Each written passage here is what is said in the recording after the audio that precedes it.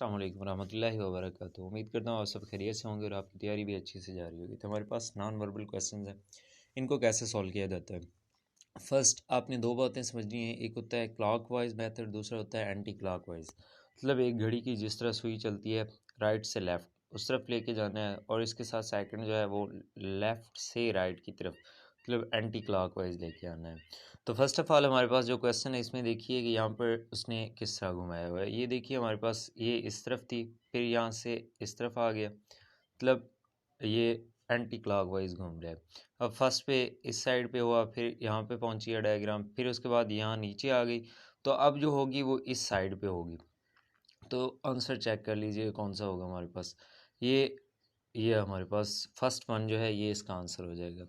अब ये एक तो ये मेथड है, आपने क्लॉकवाइज और एंटी क्लॉकवाइज घुमाते जाना है। दूसरा मेथड कौन सा है? दूसरा मेथड इस तरह से है कि जो सेम शेप है उनको आपने कैंसिल आउट कर देना है, बाकी जो बच जाए वो आपका आंसर होगा। फर्स्ट ये वाली चेक कर लें, पहली जो है वो हमारी थर्ड शेप के साथ सेम ही है तो ये कैंसिल हो जाएगी। सेकंड जो है वो हमारी फोर्थ के साथ सेम है तो ये भी कैंसिल हो जाएगी। साथ थर्ड जो है ये सेकंड के साथ सेम हो रही है तो ये भी कैंसिल हो जाएगी। हमारे पास एक ही डायग्राम बच जाती है और वो पहले वाली है, तो इसका आंसर यही होगा, पहले वाला। तो ये इस तरह से सॉल्व किया जाएगा। सेकंड वन हमारे पास जो है, यहाँ पर पहले चेक कर लेंगे बाहर वाली शेप कौन सी है। इसमें स्क्वायर है, इसमें सर्कल है, इसमें भी स्क्वायर है, स्क्वायर की फॉर्म में है। इसके बाद हमारे पास अब हमें पता चल गया कि लास्ट पर हमारे पास सर्कल होना चाहिए। अब अंदर वाली जो डायग्राम्स हैं उनको देखते हैं, बॉक्सेस हैं। यहाँ पर देखिए ऊपर सर्कल, सॉरी ऊपर स्क्वायर नीचे सर्कल। यहाँ पर ऊपर सर्कल चला गया, नीचे स्क्वायर आ गया। अब यहाँ पर हमारे पास ऊपर स्क्वायर है, नीचे क्या है हमारे पास सर्कल है। तो अब हमें यहाँ से ये पता चल गया कि ऊपर हमारे पास होना, बाहर वाली जो डायग्राम है वो सर्कल होनी चाहिए, लेकिन उसमें ऊपर की तरफ जो है वो सर्कल और नीचे जो है वो प्लस या स्क्वायर फॉर्म में आ जाना चाहिए।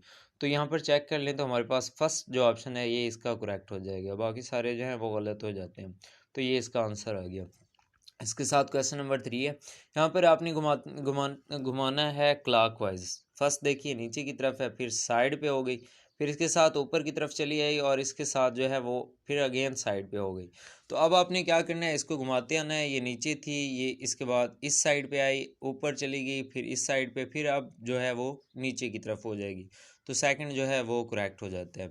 ऊपर जो मेथड बताया था कि जो सेम शेप है उनको कैंसल आउट करते जाना है, ये कुछ क्वेश्चन पर इस्तेमाल होती है ये वाली टर्म, और कुछ पे नहीं होती, बट मोस्टली अक्सर ये वाले जो है इस्तेमाल हो जाती है।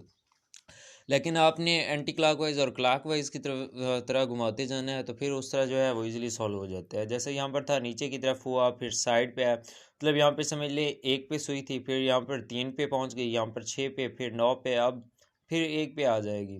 तो इस तरह से आपने घुमाते जाना है। तो ये हमारे पास इस तरह से जब घुमाएंगे तो ये सेकंड जो है इसका आंसर हो जाएगा। साथ नेक्स्ट डायग्राम में चेक कर लें।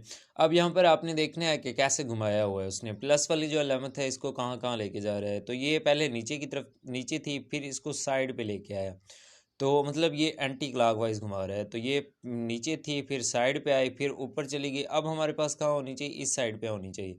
और जो इसके साथ फिल डायग्राम है वो भी इसके बिल्कुल सेम होनी चाहिए। मतलब अगर हम इस साइड पे इसको प्लस वाली अलामत को रखते हैं तो ये वाली साइड जो हमारे पास फिल होनी चाहिए।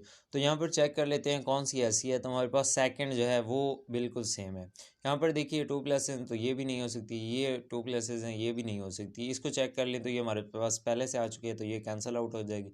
सेकंड जो है वो इसका आंसर जा बनेगी। अब यहाँ पर चेक करते हैं ये किस तरह जा रही है। ये क्लॉकवाइज है।